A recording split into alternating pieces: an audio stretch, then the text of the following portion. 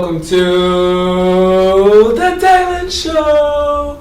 People, it is so good to join you once again for the 5th year of the Dalen Show. I'm so grateful to be your host. I'm so grateful to be a part of your lives. I just want to say thank you again, as I'm going to continue to say throughout this whole season. Your love, your support has been tremendous over the past 5 years, especially during this past 4th season. So thank you so much for your love and your continued just push into my career and my love. So thank you so much. This has been a blessing. As you can see with the first episode with Dr. Ethel Skurlock, we're doing in-person interviews now. So you are now getting to see me a little bit more live in action than you have in the previous 4 years. And so this is a super exciting part for me because the 5th year is big. 5 years of consistency that most people can't say, especially when they start at 15. So this is a blessing for me. It's a blessing for the man up above. And so thank you guys again. And without me yapping too much, let's introduce our guest for the 2nd episode of season 5, Mr. Cade Smith. Woo-hoo! All right. Thank you, Dalen. No, thank you, man. First of all, before we get started, how are you doing? I'm doing great. I've had a great week. Last week I spent almost an entire week with my girlfriend in Jamaica, and Wow. So that was a great trip. And then I got to come back to some snow and ice in Mississippi. So I'm thankful for it all, man. Yes, sir.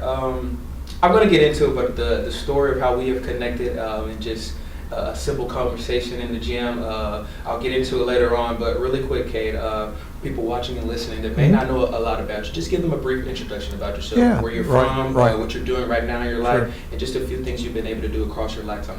Thank you, Dalen. Thank you. Well, one of the things that stood out about you and listening to your story is similar with me, and I feel like I've been blessed by God, and that I'm getting to walk a path that He's laid out for me, and I'm reaffirmed of that almost every day that I come to work. So I've got the great fortune of being the son of 2 wonderful parents that are in good health in their 80s, and I grew up in Grenada, Mississippi.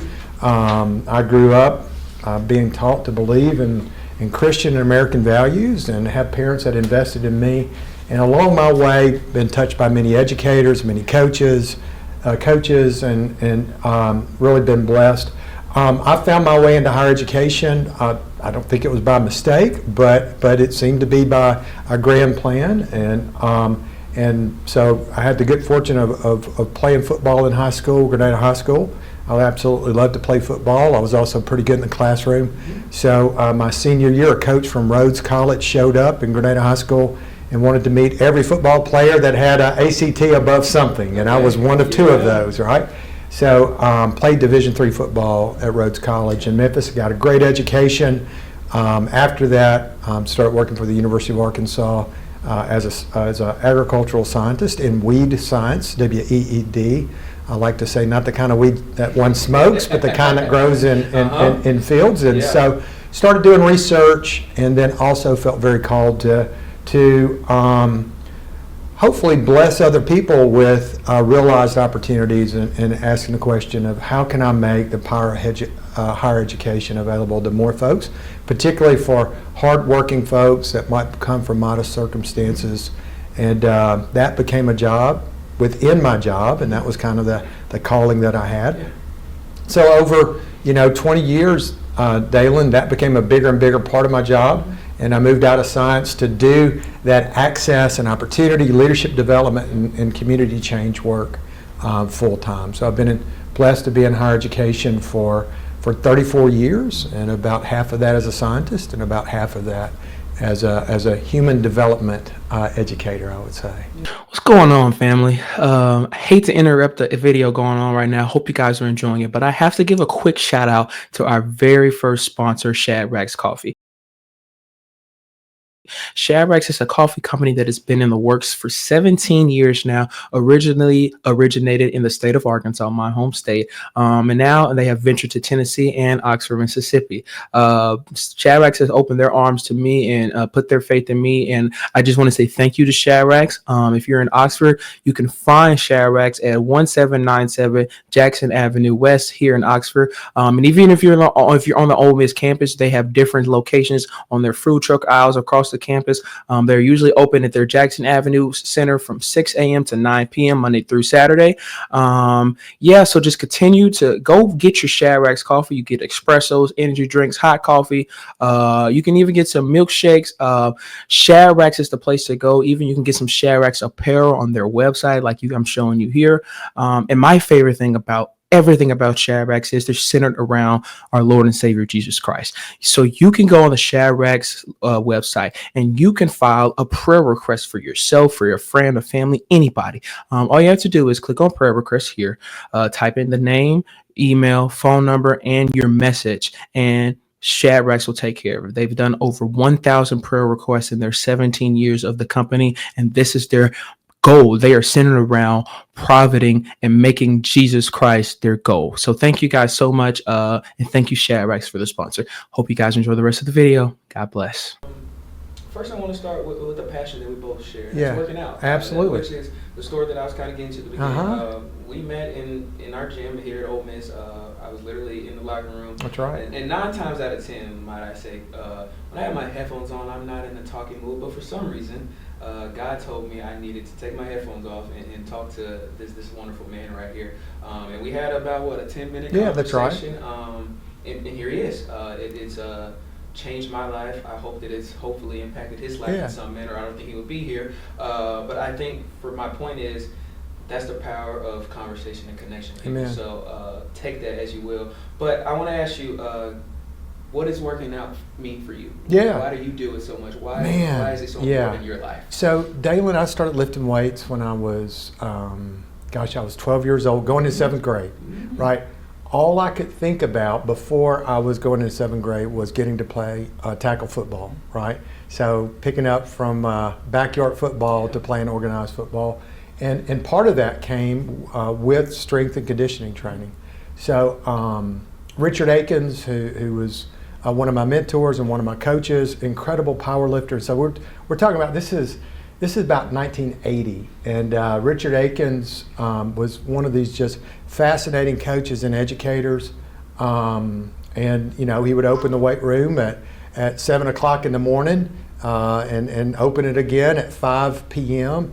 And so that's when I started working out. And so I love to lift weights. I love to power lift, and so that lasted with me till about the age of 25, and I was super strong, weighed about 235 pounds. Wow. Kind of had a bad attitude, if you will, that goes with being a football player. Yeah. And at 25, I started running, and then all of that energy that went into powerlifting and being strong and explosive went into running.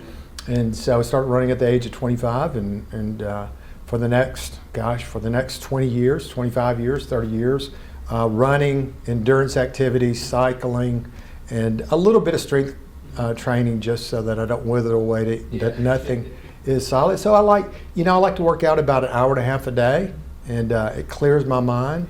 It calms me down. It makes me easier to deal with myself, and I think it makes it easier for other people to deal with my intensity and push and drive. So it's part of what I do, and I love to do it in the morning times. Yeah. So yeah, and then there's something also special about locker rooms, right? Mm-hmm. I mean, there's something special about the brotherhood that happens, and meeting people on a different level. Absolutely. That's also a blessing. Yeah, I love that. It's my therapy, and I think for most people it probably is too in some manner.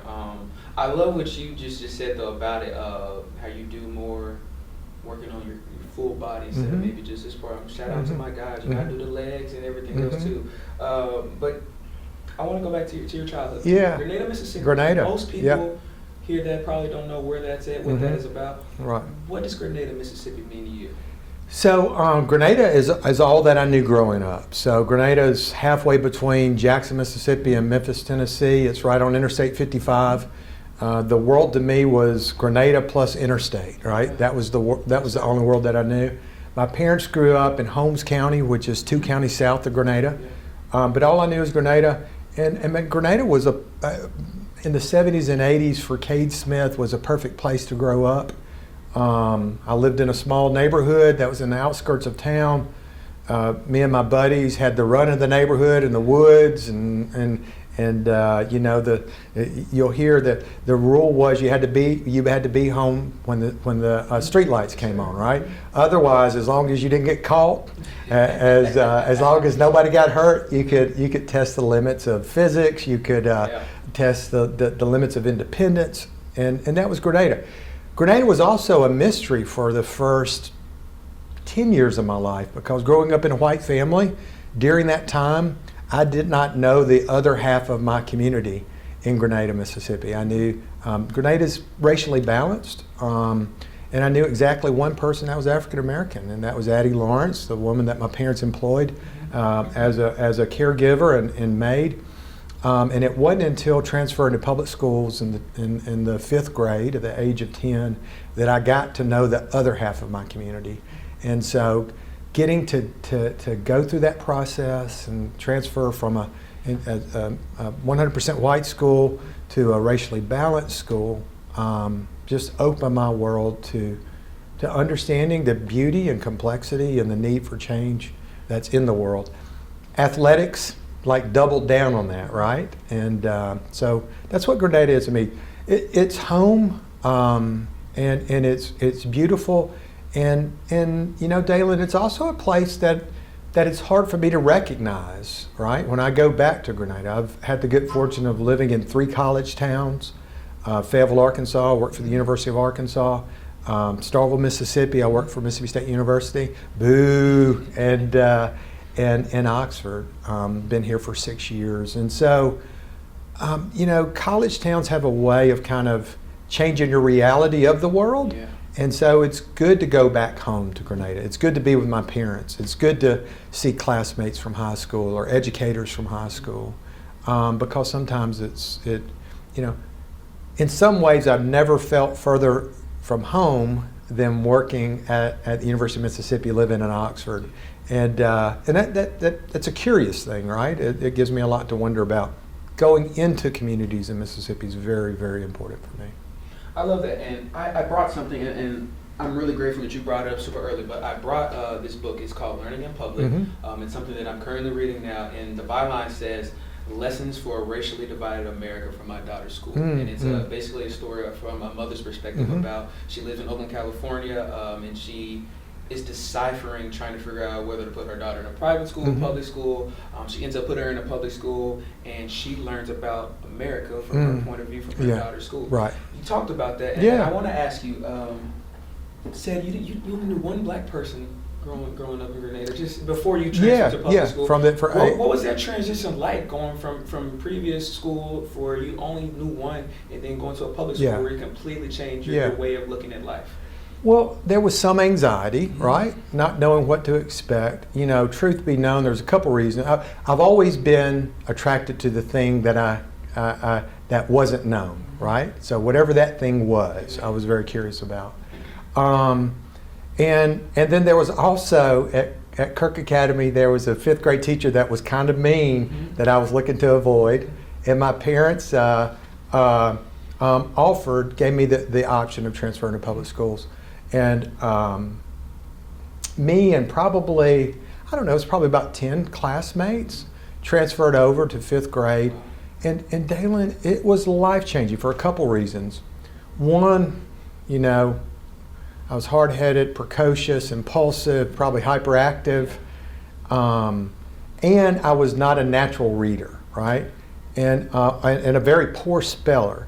So I tell you that to say, I could wear out a single teacher. Like if one teacher had to be with me all day, I could wear on them, right? And then everything was centered around language arts. So reading aloud and spelling. And I didn't have a high aptitude for that. I had an incredibly high aptitude for science and math. So transferring from Kirk Academy to Lizzie Horn Elementary School, something happened that was super profound. Instead of having one teacher, I had 5 teachers. I had 5 subject area teachers. Instead of having only a female teacher, I had 3 female teachers and 2 men teachers. And so, and coincidentally, my 2 male teachers were African American. One of them, Sammy Jackson, who lives in Charleston, Mississippi. Shout out to Mr. Jackson. As a science teacher, it's his first year to teach after graduating from Mississippi Valley State University. He saw something special in me He saw an aptitude for science. He also saw a hard head that needed discipline, right? Yeah. And so Mr. Jackson disciplined me like my father did, and demanded of me like my parents did, and both of those things were good. So I could be super smart, right? And then I could also be better disciplined, and so those were very important. And then the other thing, Dalen, that happened is that, when kids meet each other, they don't know the rules around race. And I'll tell you, the world is incredibly different 47 years later, right? I just want to put a spotlight on that. The world is very, very different in terms of race and opportunity and social norms. But in 1978, I've got new classmates, some of whom are black. I meet a young man whose nickname is Skeeter, Eddie Robinson, and he and I kicked it off. We were in the same homeroom. We were in sections that followed each other through the entire school day. I'm like, Eddie, you ought to come over and spend the night, right? And then having to navigate those rules around race and friendship and what does that mean, and being told, no, that's not what we do, right? And so, I mentioned those Christian and American values that I was taught to believe in. American values of freedom, liberty, and equality. Christian values of equality, responsibility, and love. And to be honest with you, Dalen, I was having a really tough time as an adolescent reconciling those values that I was taught to believe in by a church and by my parents, and then not seeing those values practiced in the world around race. And so that curiosity, that disconnect became really a guiding star for my own curiosity and my own precociousness around race and opportunity and race relations. And so what I think naturally is, if I'm going to respect someone like Mr. Jackson, if I'm going to love someone like Mr. Jackson, I couldn't adopt the social norms of 1978, small town Mississippi, and be in a good relationship with either myself, my faith, or Mr. Jackson. And so working that out over a lifetime has also been a feature for me. Yeah. I'm gonna come back to a few points you just made, but I'm big on family, Cade. My mom, my grandparents, great grandparents, my family's my background. And you mentioned your parents. Amen. A lot. Just talk about what your parents and your immediate family have meant to you in your life, and just what are maybe some things they put into your life to help you become the man you are today. So both of my parents, I told you, both of them are in good health. Both of them are incredibly bright, incredibly hardworking, incredibly loving and committed to my success. I've got a brother that's 2 years older than I, his success. Both of them super strong disciplinarians, right? So frequently then and now, the way they show love can be uncomfortable, right? Because they wanted for me, they had expectations for me, and they were committed to seeing those expectations through. So having somebody that believes in you, believes in your potential, can express high expectations of you, and then also teach you, love you, and discipline you. And they did a great job for me. And I'll tell you, my dad's a tough guy. Both of my parents, neither of them had the good fortune of earning a 4-year college degree. Each of them moved into working class, middle class jobs. My mom was a secretary, ultimately started her own business, and so had 2 jobs, and set a great example of hard work and aspirations and building community.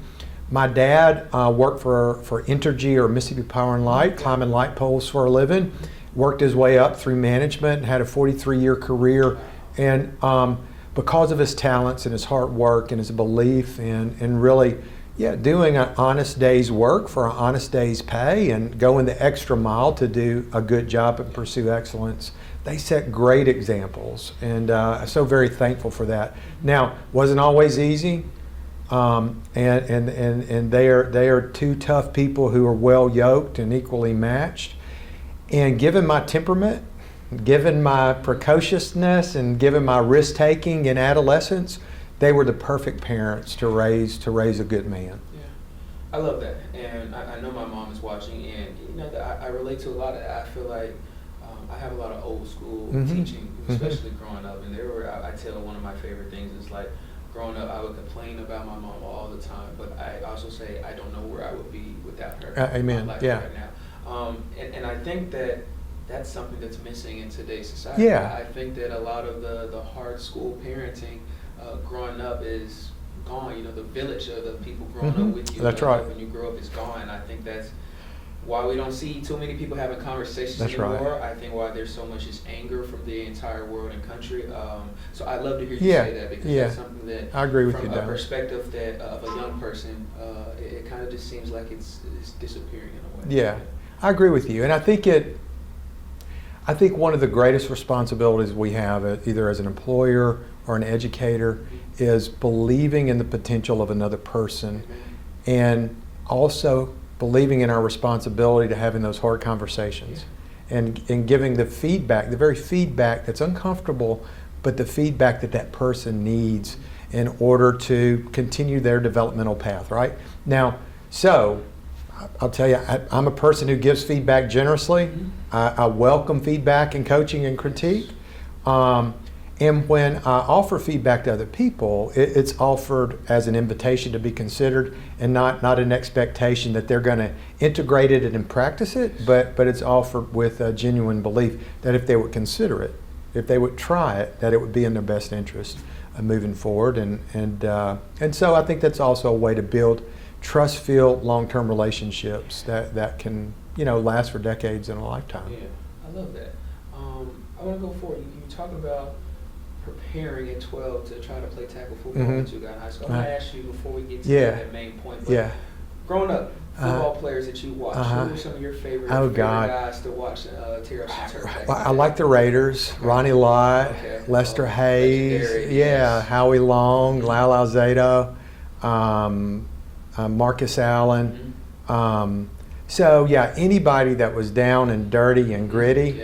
And so those are the guys that I really like.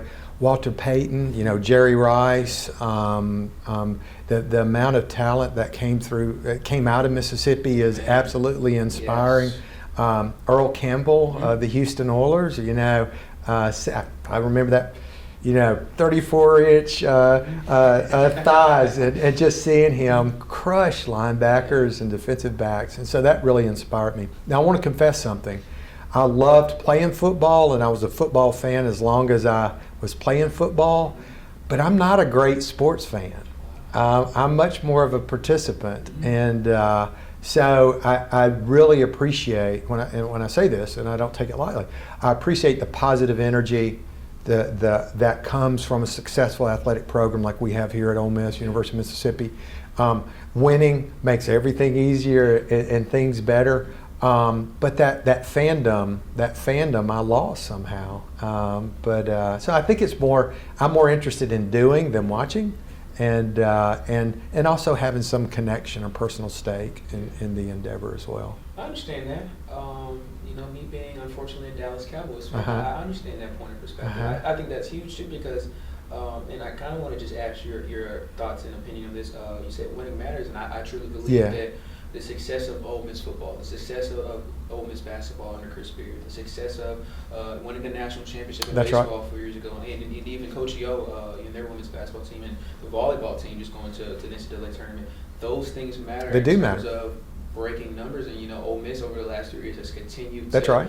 Exceed their freshman record. So just for you, being a part of the program here at Ole Miss, what's it like for you to see a number of diversity from students, not just in color and race, but from all over the country and the world? For you working in the part of this program, what does that mean for you? Yeah, well, one, it's such a blessing, so about 7 out of 10 of our incoming freshmen are coming from a different state, right? So I can be out in Oxford, and when you and I met, I was like, what's your Ole Miss story? Tell me, where'd you grow up? How'd you find your way to Ole Miss? I love hearing people's story, and that's typically a question I ask. And so it's just as likely that I'm going to meet a kid from LA or Boston or Chicago as it is from Grenada, right? And I love hearing about how they found their way to the University of Mississippi. And frequently what I hear is, well, I wanted to have an SEC experience, right?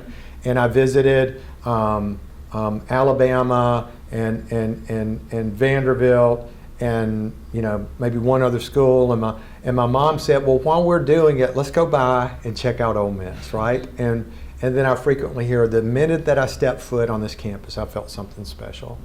And I knew that I wanted to be here. And I think that's real, right? So sports gets them in the door. Maybe sports keeps us energized and hopeful and gives us something to talk about. But once students find their way here, right, it's the community that we create. It's the programs of study that faculty and administrators create that keeps them connected. And man, this is a wonderful place. There's something I have loved everywhere I've worked, Dalen. And there's something special, there's something small, there's something relational that the University of Mississippi has that's really a special thing compared to any other place that I've worked. In the first episode with Dr. Skurlock, she was sharing her personal experience, and I was sharing mine. And I love to hear you say that, because this place has become a second home for me.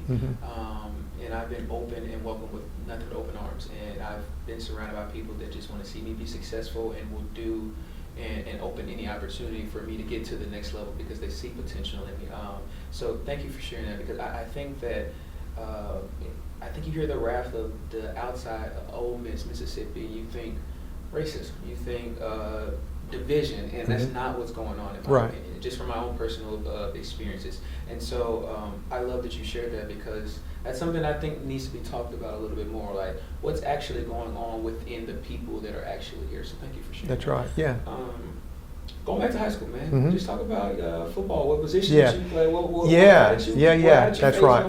That's right. Well, listen, I was 7 inches from going to the NFL, but it was this 7 inches, Dalen, that kept me going from the NFL.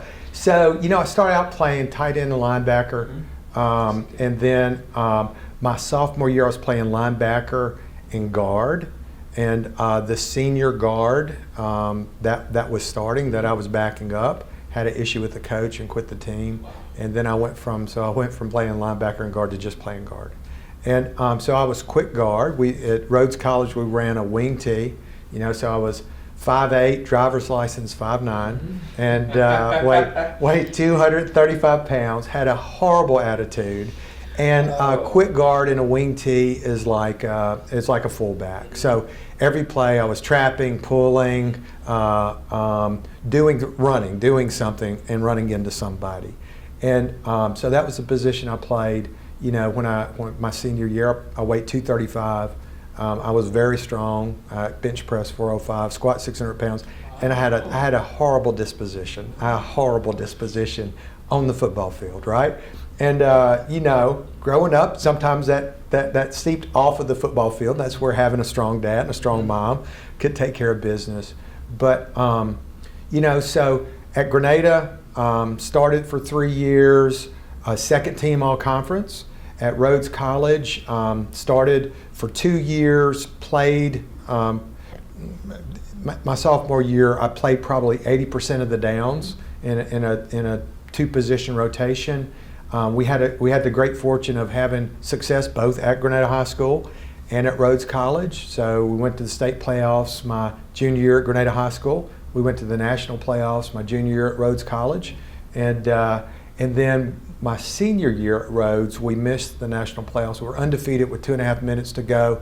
We were up by 6 points, and Center College scored, had an onside kick. We had our anti-onsides team on the field. So now it's like 45 seconds remaining, right? The ball literally hits a senior receiver in the hand. I'm glad I'm not that person, right? I'm not going to speak that person's name. And he couldn't possess the ball, and they recovered and kicked a field goal to win.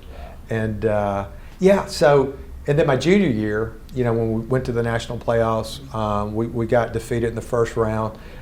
They had a running back by the name of Chris Warren, who did pretty good at the Seattle Seahawks. He was an All-Pro. And at halftime, I was convinced we're going to beat them. And then second half, Chris showed up and probably hung about 275 yards on our defense. And we ended up losing. But anyway, it was a great experience. Coaches, listen, they're educators is a great gig. To have the honorific coach, that means something to me, right? And coaches have been a blessing. Coach Richard Akins, the late Coach Leland Smith, Coach Mike Clary, Bobby Wade, all those guys had a huge impact on me, and I'm forever thankful for that. What was your transition like to college? Was it smooth? Was it difficult? I couldn't spell Rhodes College before that coach showed up. I would have spelled it Roads, right? I didn't know what a liberal arts college was. I didn't know there was such thing as Division III athletics. And so, here I am from Grenada, Mississippi, working class parents. I excelled in my math and science courses at Rhodes, the humanities, the stuff that Ethel, Dean Skurlock is so good at. It humbled me, man. It humbled me. But it benefited me. So by my junior year, those humanity classes, those liberal arts classes, defined the way I became an adult learner, defined the way that I became an agricultural scientist, defined the way that I've become a university administrator. And so I'm thankful. So I wasn't well prepared, first gen college student. There was a lot that I didn't know, but having a team, like a literal team, having the discipline of athletics, my grade point average was higher during football season because there wasn't enough time to waste, right? So that was my identity, and that identity provides guidance and mentorship and accountability and informal academic and social advising. So, yeah. I love that. I'm excited to talk about this one. Talk about Fayetteville, Arkansas. Yeah. Obviously, a big personal time for me for people that don't know. I'm originally from Arkansas. I would love my race back to the day I die. Just talk about why you ended up going to Fayetteville and just a little bit about your experience there as well. So I had an internship my next to my last year in the summer at Rhodes. It took me 5 years to graduate. So the summer between my fourth and fifth year, I had an internship with an ag chem company. You mind if I stop you? No. You just said it took you 5 years to graduate. That's right. I think that's important just for people in college or trying to get to college or still figuring out their plan. Successful, man. That's right. Took me 5 years to graduate. Mm-hmm. Don't ever think you had to be on a plane. That's right. To graduate in 4 years. That's right. Yeah. And Dalen, to put a point on that, my spring semester, my junior year, I dropped out. I withdrew. I made a mess of my life. Wasn't taking care of my business. Couldn't deny it and couldn't correct it, and so I stepped out, not knowing if I was going to go back. Got my head straight. Stepped back in the fall semester, my senior year, and I was glad for both of those things, right? And so you're absolutely right. You can do it, and it may look different, but with accountability, with resources and persistence, you can make it happen. Thank you for sharing. Yeah. No, that's so. What were we talking about? Your Fayetteville. How you ended up?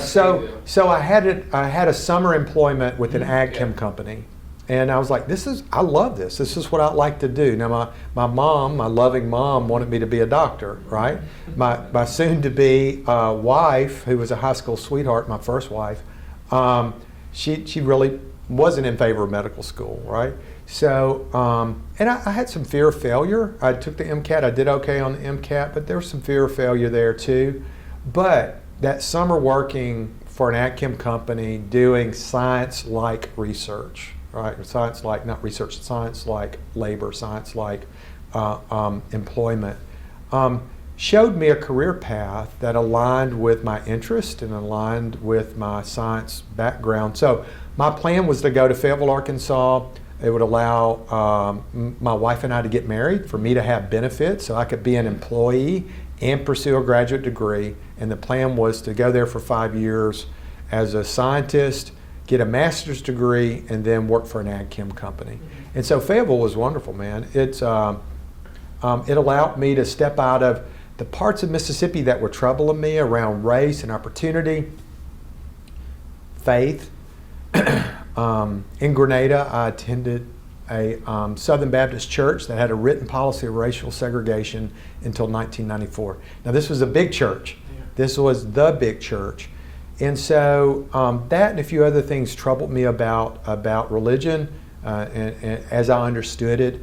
But going to Fayetteville, in the northwest corner of Arkansas, I could begin to read and learn and ask, who am I? What do I believe? What kind of world do I want to find, and how can I move my understanding of the world toward that, right? And so that was what Fayetteville was for me. And so my first wife and I were there. We started a family there. My son was born there in 1993.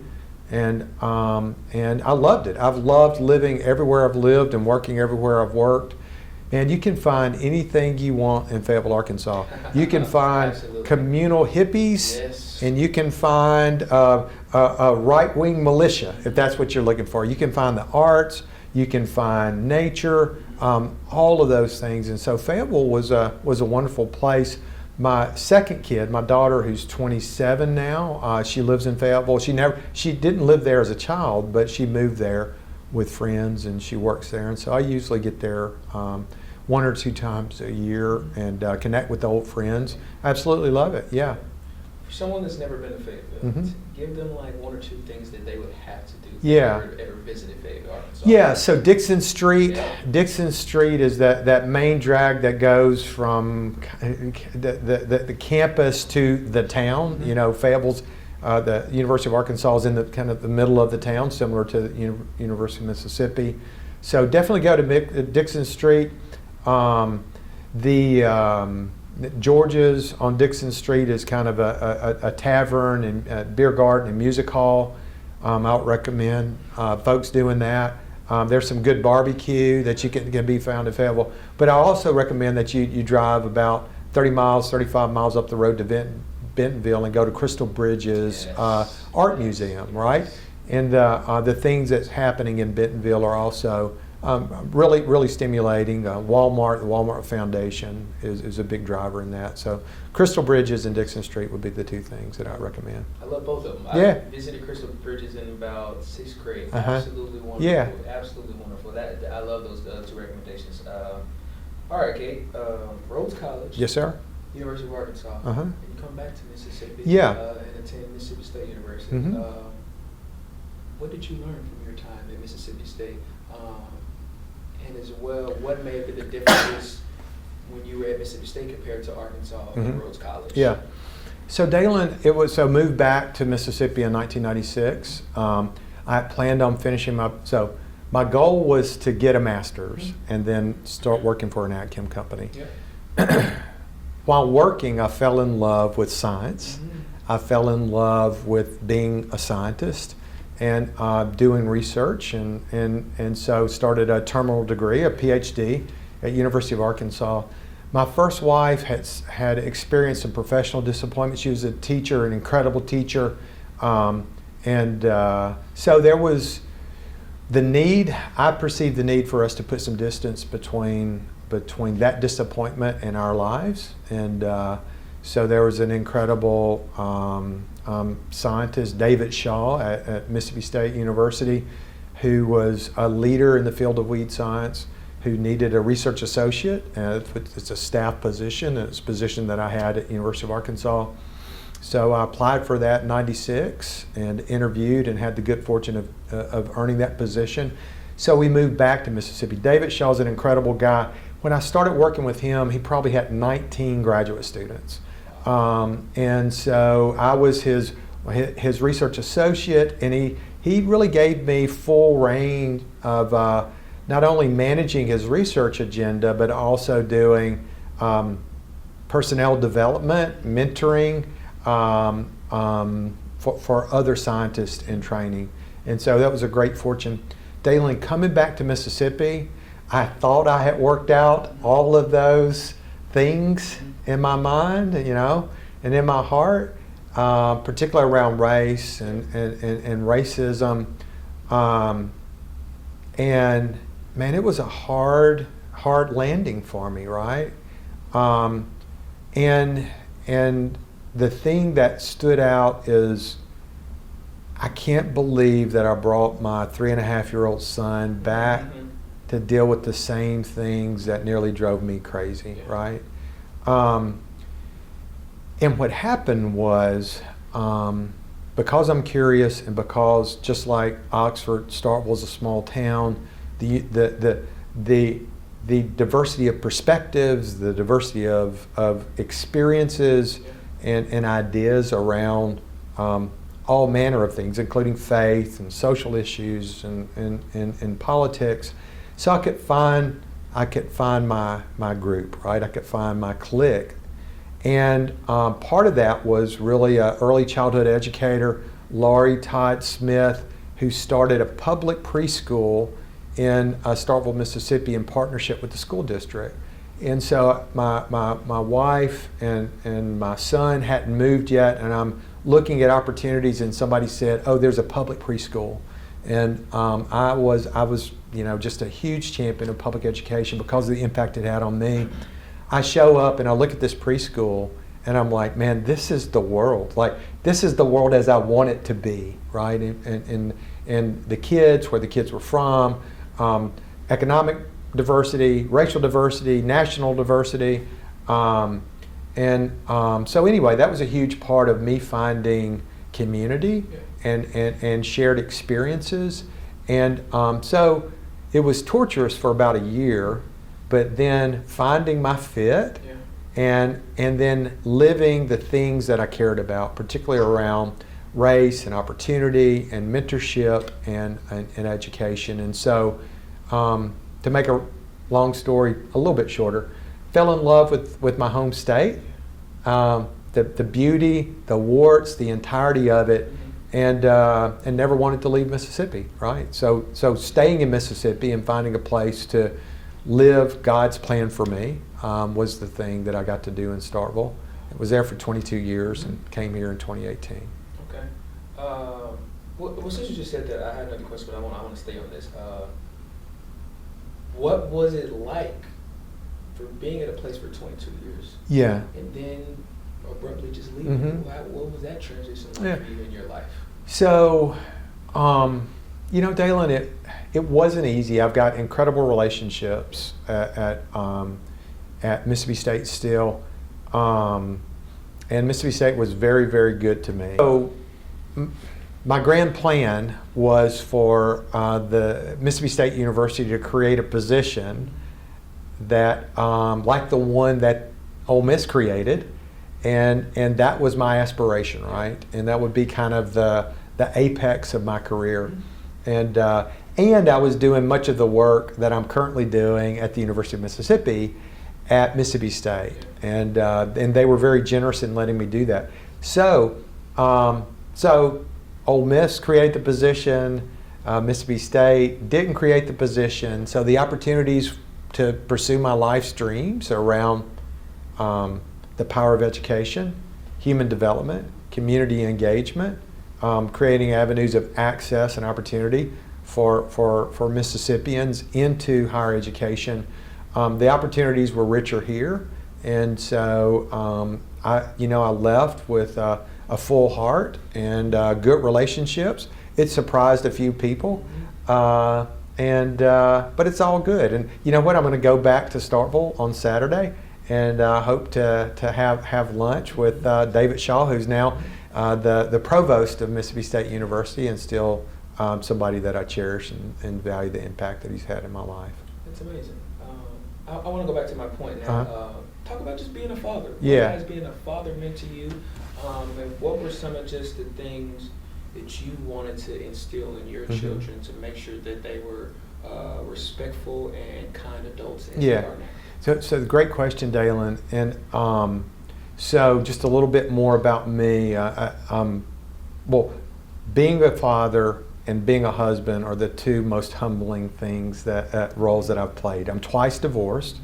I've dated 3 women, and I've married 2 of them. My current girlfriend, January Gill O'Neill, who was a Grisham writer in residence here at the University of Mississippi in 2019-2020.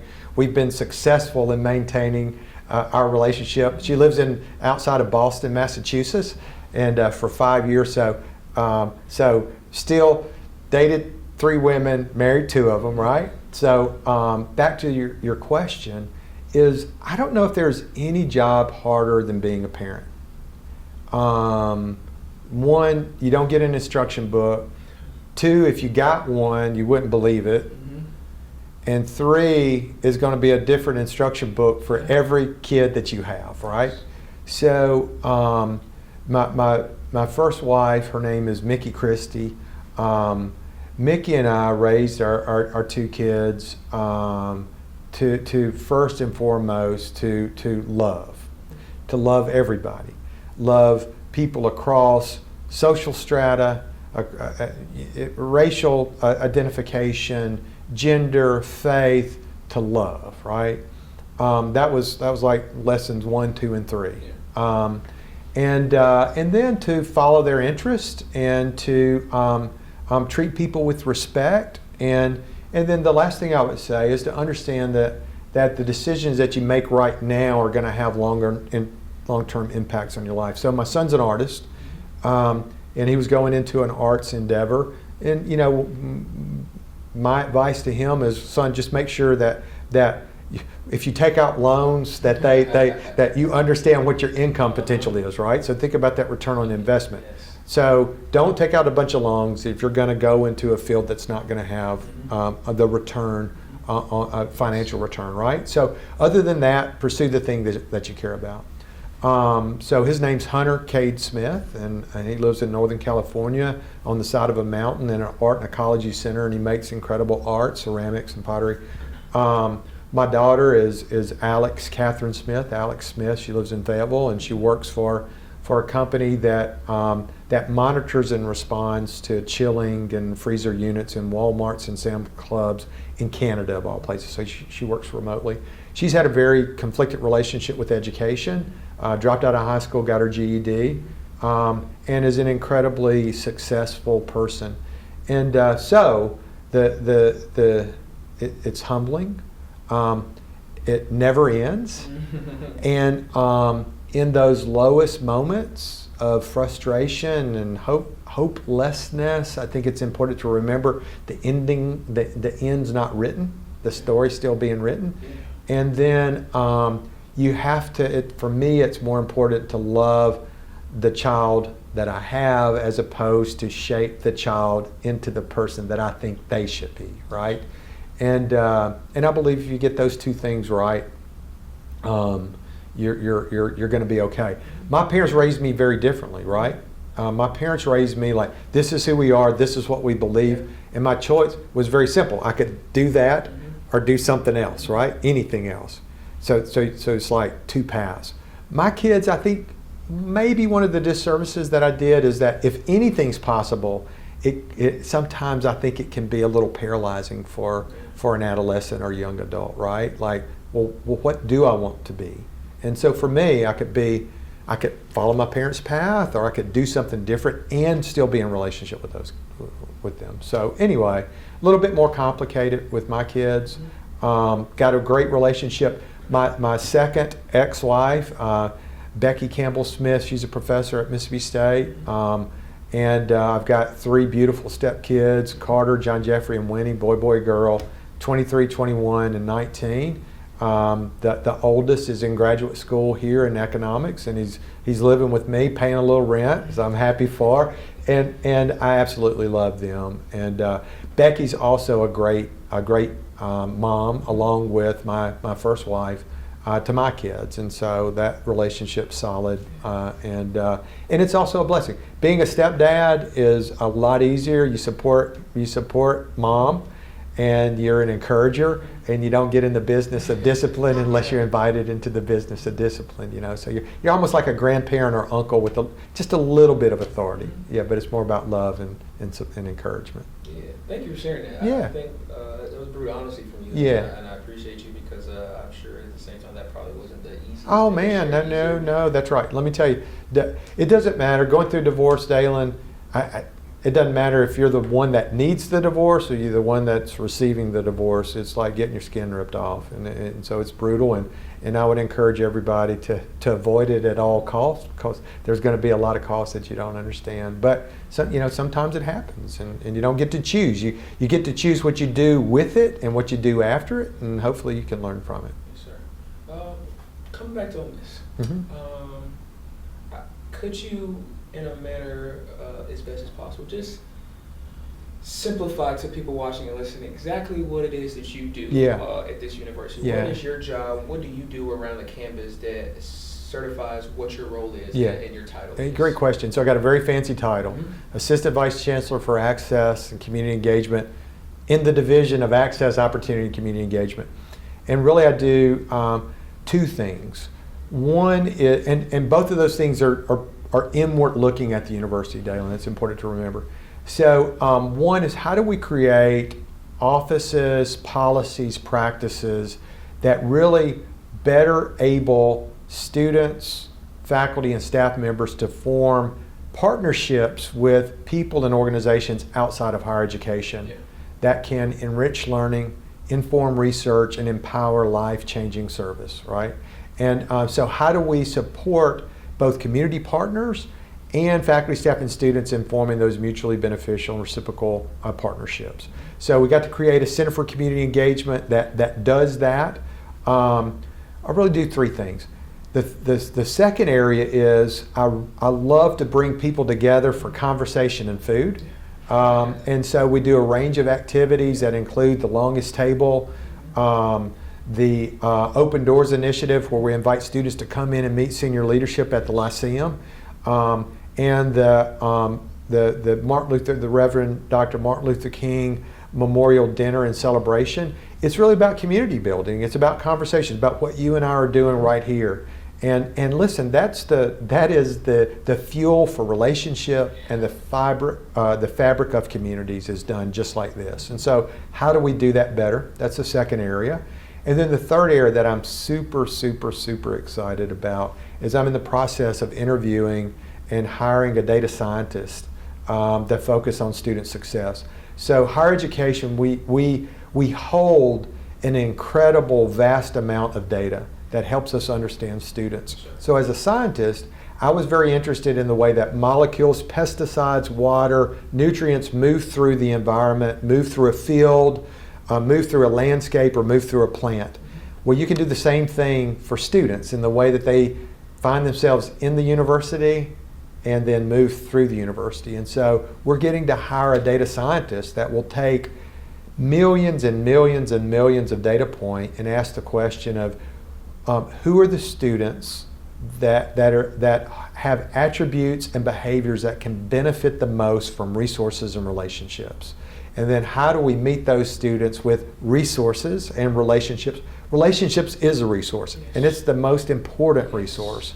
And so how can we anticipate that better so that the kid from rural Grenada County who's from a modest family and can work hard can find a relationship that helped them convert that hard work into the realized opportunity here. So that's the third area, is really around institutional reform and asking the question, how are we using our resources and how can we use them more efficiently and more effectively to recruit and timely progress through graduation students so that they can pursue their dreams. That's what we're selling, right? We're not selling, hey, come here, muddle through your classes for 4 semesters, leave with debt, leave with an outstanding balance and no credit, right? That we don't want that to happen. So we can change the trajectory and the probability of students having that ending, which is not desirable, or having the ending of being able to pursue their dreams because of their education, their experience at Ole Miss. I want to ask you, there's with your experience of public schools and your passion for education in general, there's so much going on within our country in terms of public schools, colleges, funding, all of that, etc. Where do you see education for college students in this country Yeah. moving forward? Where do you see, do you think it's heading in a good direction, a bad direction, in a middle direction? Like, from your perspective, what are you seeing right now that is making things kind of go in the way that they are right now? Yeah, so I think education needs to do a lot of internal critique and ask the questions, are we achieving the outcomes that we should be achieving based on the resources that we're putting into those outcomes? I think we can do better, Dale. I mean, I love to work out, right? And when I was a young man, and that I could see progress. Now that I'm aging, it's a decline, but it's still data that matters, right? And so I think that we can address the deficiencies that we have, but we can only do it if we're willing to take sober, objective assessments and look for the things that we don't want to find, but we need to be aware of, right? And then how do we give credit for those that are doing exceptionally good things? And that's an incredible amount of educators, schools, families that are really overperforming, right? And so how do we identify those and replicate those practices to schools? And then how do we give credit for administrators and educators that are underperforming, right? But we need that accountability. We need that feedback.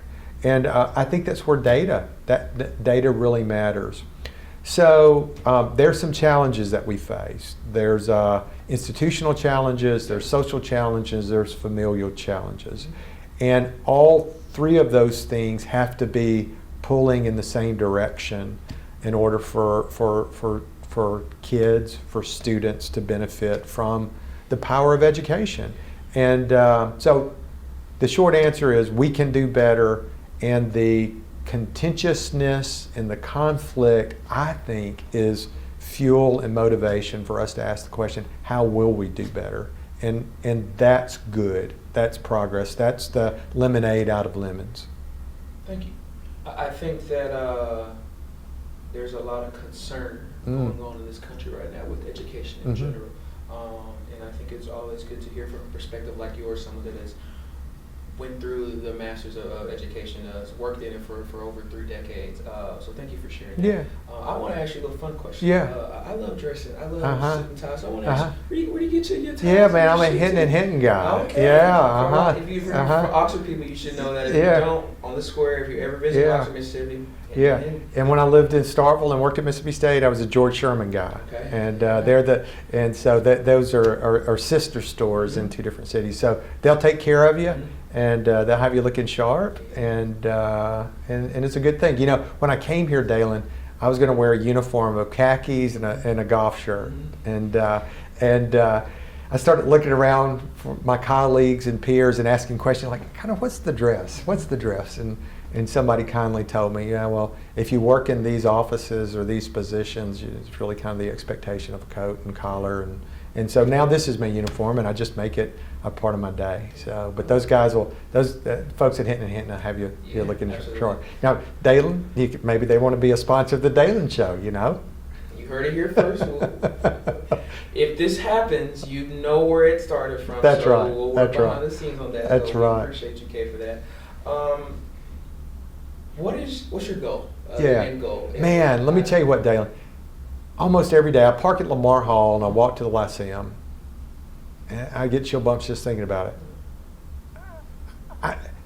If you would have asked me 30 years ago to write down my dream job, I could not have come up with a job this good, man. I could not. I could only dream toward a job like this, right? And that sense of gratitude has just continued to grow. So, what do I hope to do? I hope to have an institutionally positive impact on the way we understand how we serve and educate students, particularly students from humble means.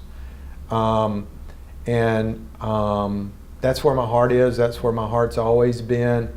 And the cool thing is, when you get to be an old head like me, I'm 57. You don't have to have credit. So you might be the generator of the idea, or you may welcome somebody else's idea and you support them doing it, right? Or And so just getting to be a part of that and seeing ideas turn into programs that have real impact on the institution, have real impact on students' learning, have real impact on research, have real impact on community connections, man, it's an incredible payoff. The other thing that I'll tell you is when I was in Fayetteville, Arkansas in the early 90s, this is probably 92, the liberal arts education started paying off. And I read 2 books in pretty quick succession. One was Writing and Speeches of Martin Luther King, including a letter from Birmingham jail. Coincidentally, my first cousin, Marshall Smith, who grew up in Lexington, Mississippi, he had found a book by James Silver, who was a history professor at Ole Miss during Meredith's integration. Silver came here in the 30s and left in the late 60s, mid-60s. And this is a seminal text, Mississippi, the Closed Society. And it was about how Mississippi of the 60s, and it was written in the 60s, right after Meredith's integration, was incapable of changing.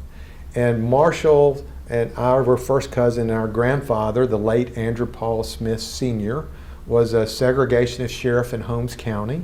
And you could read about him arresting my heroes, Hollis Watkin and Hartman Turnbow in Lexington, for their efforts to register for vote. So, coincidentally, Dalen, my grandfather died in 79, the same year, academic year, that I transferred to public schools. He was worthy of my love and a great man. He was wrong. He was on the wrong side of history, but he's worthy of my love. But the point that I want to make is maybe a highlight in my career is getting to be a part of the 60th celebration of the integration of Ole Miss, man. So to go from being struck as a 24-year-old young man discovering the history that explained what I was finding in Grenada, but nobody would talk about or explain to me, in a book written by a professor at Ole Miss about this tumultuous event that happened in '62, to getting to be a part of the 60th celebration planning group and meeting Meredith several times and Mr. Meredith several times, and meeting the U.S. Marshals and talking to the U.S. Marshal Services about their role. Who gets to do that, man, right? And so the short of it is, I don't know how long this ride will last, but as long as I can bring value to the institution that benefits the institutions, the students, and citizens of Mississippi, I think I'm going to be here as long as they'll have me. Now, if they get tired of me, and that could happen, I might get a little old on the vine and need to do something else. And if I can't make an impact, or if maybe that impact isn't appreciated, and I don't think that'll be the case, I think it'll probably be time to hang it up. My dream job in retirement, because I'm in the state system of retirement, Dalen, so I got a good retirement. And my dream job is working for TSA, man. I want to be that person that hey, Mr. Dalen, where are you going today? And so there's something fascinating about those folks at TSA. They get to meet people that are going all over the world, tens of thousands of people a day, and overwhelmingly, all of these people are being decent. Now, a few of them are having bad days. A few of them are left their best self at home. A few of them may have had too much to drink. But overwhelmingly, you walk through an airport, there's hundreds of thousands of people being decent humans, trying not to get in each other's way, Dalen. That's the world that I believe in. And that world is right outside of our door. That world is all around us if we look for it. Now, there's problems in the country. We can read about them in the New York Times, the Washington Post, MSNBC, Fox News. But that's not the fabric of our community, right? You go into the public spaces, you see the way that people treat each other. That's the heart of America. That's the heart of a community, and we don't need to forget that. And so anyway, those are the things that I'm excited about. So I got a plan post-retirement, and so I tell them, I'm like, when I retire, I think I want to work for TSA, So anyway, I love it. I really do. I think you are in an enjoyment in life. Yes. You're just happy where you're at. And that's right. There's a joy in that because, and I say so much, I love what I do and it doesn't feel like work. Yeah. And I've heard that many times, but I truly want to amend that even more. Don't do something you don't love. That's right. And that's huge. Like I just said, I don't feel like getting up every day, this is not what I want to do, or I have to grow and I have to have a conversation. No, this is what I love. So That's right. please empathy something that you love and go find that passion. Whatever your gift is, whether you figure it out at 15, whether you figure it out at 35, just go at it whenever you figure it out. Okay, there's one big thing that I always ask before wrapping up my interviews. It's 2 questions in one. Okay. And the first is just what piece of advice would you give to somebody watching or listening? Just about life in general, to just maybe help their lives, help them get through a struggle, anything that you want to give to somebody watching or listening. And secondly, you kind of talked about a lot of it, but just legacy. I'm big on legacy and doing things that I want to be remembered for in a manner that in a positive manner. So when people hear the name Cade Smith, what do you want them to always remember about who you were as a person? Thank you, Dalen. So the first piece of advice is if somebody really causes you to have a negative response, that's somebody you need to get to know better, right? Wow. So reach out to that person, have a meal with that person, inquire about that person, and do it while you question why you're having that negative response to that person, right?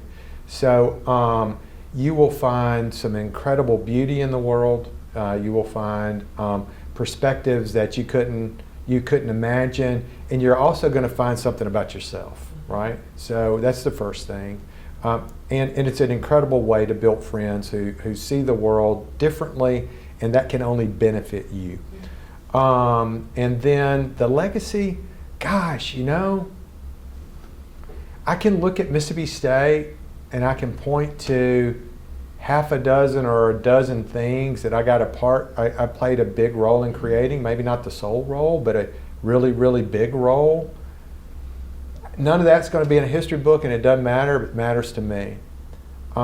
University of Mississippi, the same thing. And so I think that might be the beauty of getting to be an old head, is that you don't have to have credit. You're not in a great hurry to solve all the problems before they all get solved, because guess what? They're all going to be there, And I think, I don't know, I think the legacy, there's a couple things. I love to run, I love to cycle, and if I die doing either one of those things, I tell my friends, stand up and say, this man was doing exactly what he loved to do, right? He was doing exactly what he loved to do.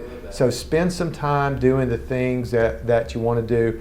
And then the other thing, Dalen, is I have an incredible network of friends, black friends, white friends, friends who are male, friends who are female, folks who are queer, straight, incredibly religious, absolutely atheistic, and I think that might be my legacy. Is you can't quantify it, you can't touch it, you can't feel it, but that network of relationships is incredibly beautiful, and it's a blessing to me, and I think it's a blessing to those people as well. I love that. One of my favorite quotes ever is "Be curious, not judgmental." Yeah. And I feel like that. Yeah. You empathize that with what you said about your legacy. So, thank you for sharing that. Yeah. Well, For thank me, you, Dalen. That's always like as I say, the more like beneficial part of any interview I do is those last 2 questions, because I think it kind of sympathizes everything that my guest is as a person. So thank you, man. Yeah. Thank you. And one last thing I want to do is I've kind of continued since the end of season 4. I call it quick hitters. I'm just going to ask you a quick question. Oh, and Lord. You just it's whatever's the first thing that pops to your mind. Okay. You give me the answer, okay? So what would be your dream car? A Corvette. Ooh. Yeah. Any particular year? No, the more recent models, the faster the better. Okay, I love it. Okay, favorite movie ever? Braveheart. Ooh, good one. Okay. Freedom. Yeah, okay. Favorite music artist ever? Gosh, Willie Nelson. Okay, valid. I'm going to make you think with this one. Okay. A little bit, but if you could have dinner with 3 people, Oh, yeah. dead or alive, who would they be? Yeah, so Martin Luther King, Lyndon Baines Johnson, that's 2 of them. And then, oh gosh, who would the third one be? Gosh, the third one, I don't know. I was going to say Ross Barnett, but I don't think so. That last one is always the hard Yeah. I don't know. Maybe Fannie Lou Hamer. right? Yeah. So somebody that is, you know, of the people. Yeah, one of the And best. right. And I think would probably hold these other two men to some degree of accountability based on their rhetoric and their actions, right? So maybe those three, yeah. Okay, and the last question is, who's one person that you would like to see join me on the podcast and have a conversation with? But the kicker is you have to help me get that person on the show. Gosh, and do they need to have a sports tie-in? No, not at all. Mm-mm. That's the beauty of where we're growing and where we're moving forward, the Dalen Show. Gosh, one person, yeah, Dalen.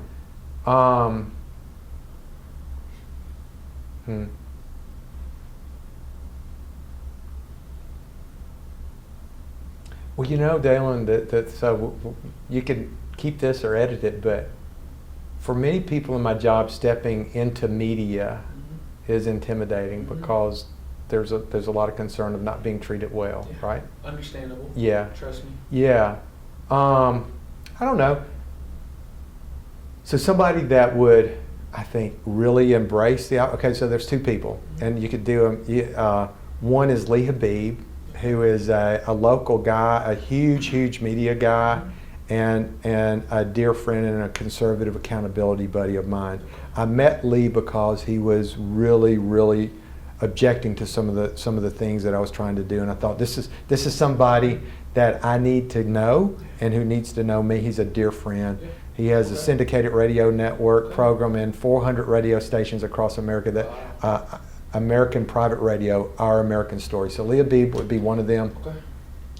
There's a counterpoint to Lee Habib, who's a professor here on campus, who is also in the gym every morning. J.T. Thomas, who's a sociologist and a Marxian-informed social activist, who's studies race and racism, and he wrote a great book critiquing diversity regimes called Diversity Regimes, and he's kind of the modern day embodiment of James Silver, and both of those men have very big perspectives and very big personalities, incredibly well read, incredibly bright, and I think would show up well for you. Okay. Yeah, and I will be happy to connect you with both of them. We're going to count on you for Yeah. that. I love that, man. I thank you again. No, you know what? I want to say thank you to the man up above because for connecting us. Yeah. But thank you for joining me. I had a lot of fun with this. Yeah, me too, Dale. My kind of big thing for this fifth season is just joy and just having a lot of laughter. Amen. And we did a lot of that. We did, yeah. I learned a lot, and I hope people watching learn and took a lot as well. So thank you, man. Yeah, I really thank you. appreciate it, and continue doing what you're doing. Yeah, I know you too, man. It's not easy, especially working in education, but you're inspiring people whether you realize it or not. So thank you so much for your commitment. You're very welcome. Appreciate it. Yeah, take care. Thank you, man. Thank you guys for your love and support. Continue sharing all the videos, subscribing to our YouTube channel, following us on social media as we move forward with the 5th season of The Dalen Show. Thank you guys. All love. God bless. Take care.